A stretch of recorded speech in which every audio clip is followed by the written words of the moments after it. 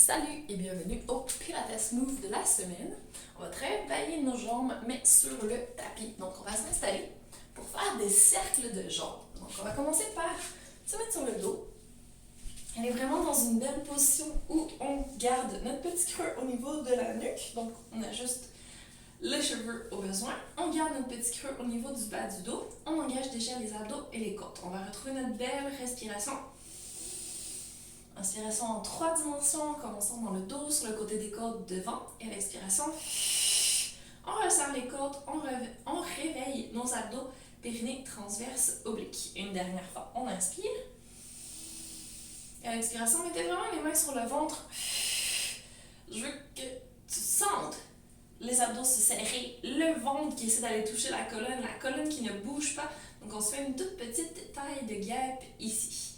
Et on va s'assurer que nos genoux sont à 90 degrés, angle droit.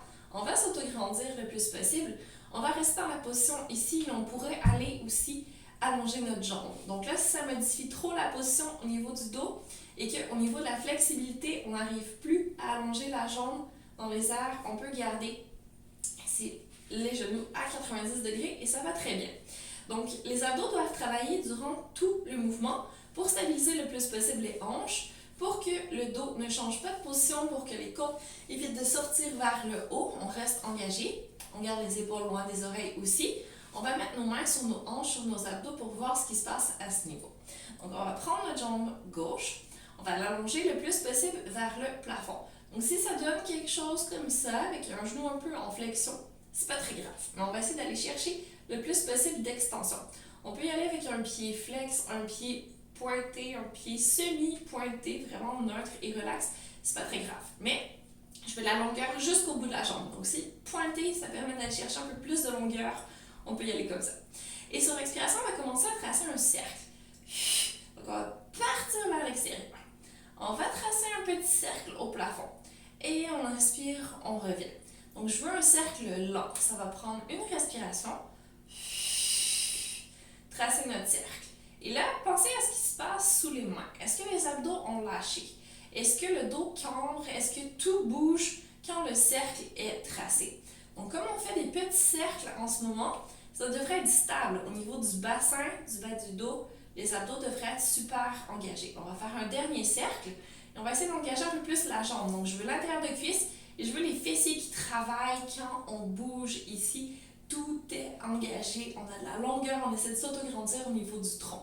On va garder la même jambe, mais tracer notre cercle dans l'autre direction. On vérifie nos abdos, on vérifie nos fessiers des deux côtés. La jambe qui ne trace pas, elle, doit être super stable, tout comme nos abdos. Les épaules, la tête, eux, sont complètement libres. On peut faire des nœuds de la tête, on peut faire tout ce qu'on veut. Allez, encore 2. Et on essaie d'aller toucher le plafond, je veux de la longueur, toujours jusqu'au bout du pied. Dernière fois. On va rester ici une petite seconde, la jambe loin de soi, et on vient toucher le fessier. C'est vraiment là qu'il doit travailler. On vient toucher notre dos, on va vérifier que ça n'a pas trop creusé, que ça n'a pas changé de position. Et on revient doucement vers le plafond. On va poser notre pied et relâcher. Donc, peut-être juste toucher un peu la hanche, ici les psoas, les fléchisseurs de la hanche. Est-ce qu'ils ont travaillé beaucoup? Si c'est le cas, c'est normal, hein? C'est eux qui font le mouvement de tenir la jambe pour pas qu'elle parte. Les abdos, eux, ont moins fait leur travail, intérieur de cuisse et fessiers. Aussi, on a moins été chercher la famille abdos. Donc, pour la deuxième jambe, on va essayer vraiment d'allonger. En expirant très fort, en serrant déjà les abdos avant de commencer.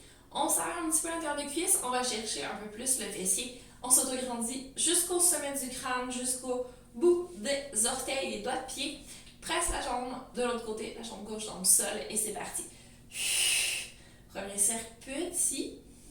Et si ça va bien, on pourra augmenter un petit peu plus. Mais on va en chercher. Intérieur de cuisse fessier. En serrant plus les abdos, on va vraiment aller toucher notre colonne.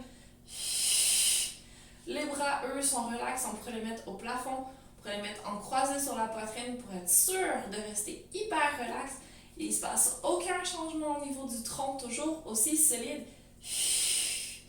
On va faire un dernier cercle, plus grand si on veut. Ça se peut que le bassin bouge un petit peu, c'est parfait, mais le dos reste stable.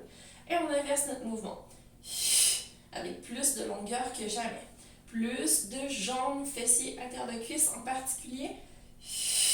Et plus d'abdos, pensez à votre périnée comme si vous aviez super envie d'uriner que vous ne pouviez pas, ce qui est le cas.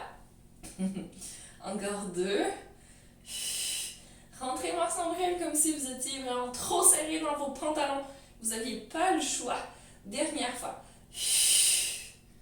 Oh oui. Et on pose le pied. Et on peut relâcher un petit peu les jambes quelques secondes. On va toucher nos abdos qui ont bien travaillé. Haltères de cuisses, fessiers qui ont bien travaillé aussi. Les abdos qui ont bien travaillé.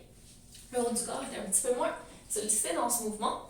Mais comme il y avait vraiment un travail de stabilisation à faire, les abdominaux profonds étaient bien nécessaires donc à travailler. Ça a l'air facile comme mouvement, mais quand on le fait avec tous les muscles, c'est vraiment du travail. Donc, à pratiquer!